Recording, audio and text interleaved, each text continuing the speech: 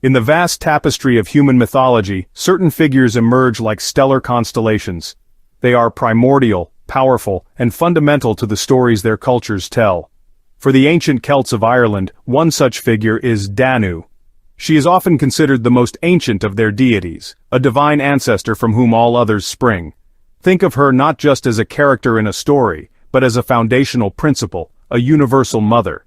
Her children, the celebrated Tuatha Dé Danaan, or people of the goddess Danu, were not merely gods of battle or craft. They were a pantheon that carried her essence, her light, and her profound wisdom across the mythic landscape of ancient Ireland. Danu's identity is woven into the very fabric of existence, her name, which simply means river or flowing water. This simple word holds a universe of meaning.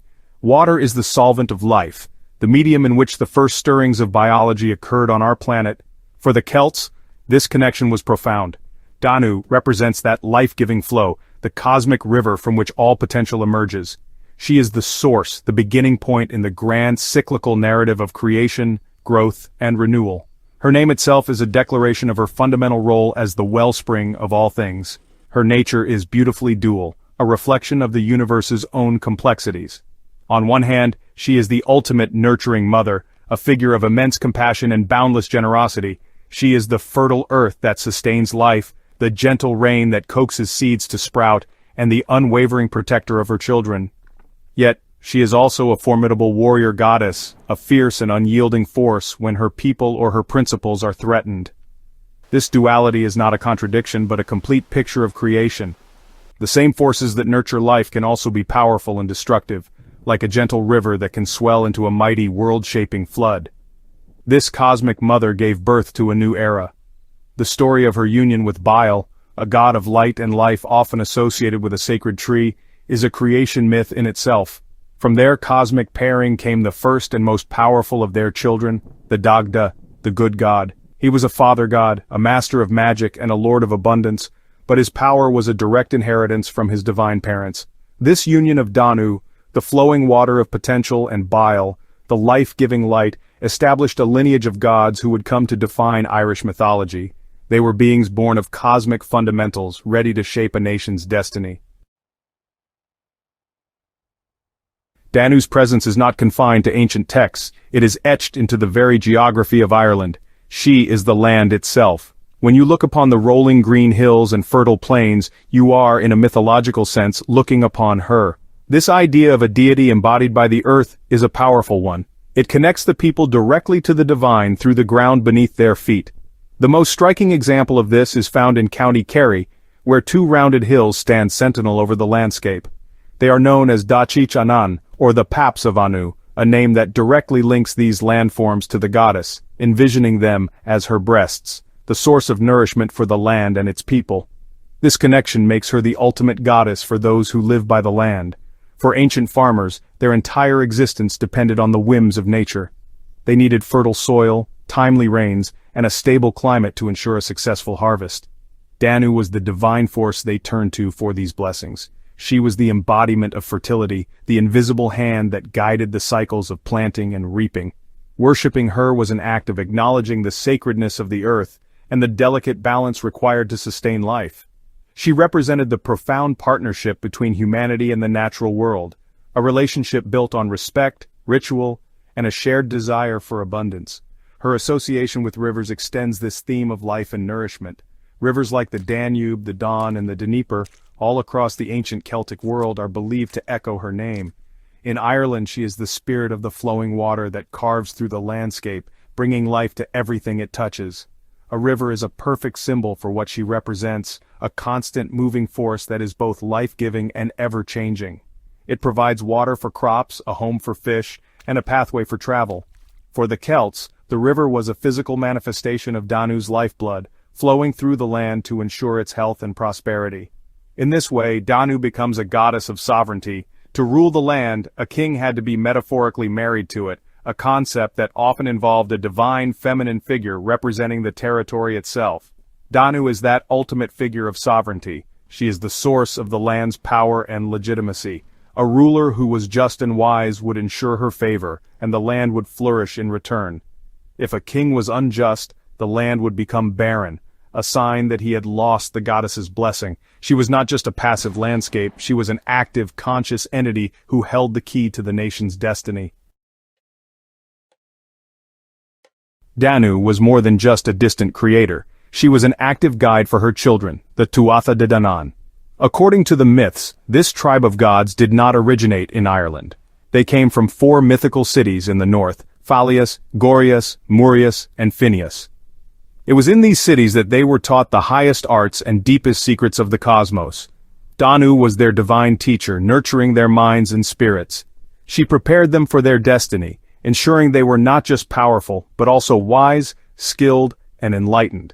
Their journey back to Ireland was a return, bringing with them the gifts she had bestowed upon them. These gifts were the cornerstones of a new civilization. From each of the 4 cities they brought a sacred treasure, a physical manifestation of the knowledge Danu had imparted. From Phalius came the Stone of Destiny, which would cry out beneath the true king of Ireland. From Gorius, they brought the invincible Sword of Light. From Murius, they carried the Cauldron of the Dagda, which could feed an entire army and never be emptied. And from Phineus came the Spear of Lugh, which never missed its mark. These were not mere weapons or objects. They were symbols of justice, truth, abundance, and skill, the very pillars of the society Danu envisioned. The knowledge she gave them was vast and varied, touching every aspect of culture and skill. She was the wellspring of artistic inspiration, granting her people the gift of music and the profound power of poetry.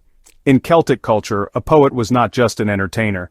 They were a historian, a seer, and a keeper of sacred truths. Danu also gave them mastery over craftsmanship, the ability to shape metal, wood, and stone into objects of both beauty and function. This divine skill set her people apart, making them appear as masters of a higher knowledge, beings who could shape the world around them with seemingly magical ability. Above all, Danu gifted her people magic. This was not the simple trickery of stage magicians, but a deep understanding of the fundamental forces of nature. It was the ability to manipulate the elements, to heal the sick, to see into the future, and to shape reality through will and incantation. This was the ultimate expression of her wisdom, a final empowerment of her children before they set out to claim their ancestral homeland. The Tuatha Dé Danaan arrived in Ireland not as conquerors, but as bearers of a new light, a new culture forged in the celestial wisdom of their great mother Danu. In the intricate world of Celtic deities, figures often overlap and merge, their attributes shared across different names and generations.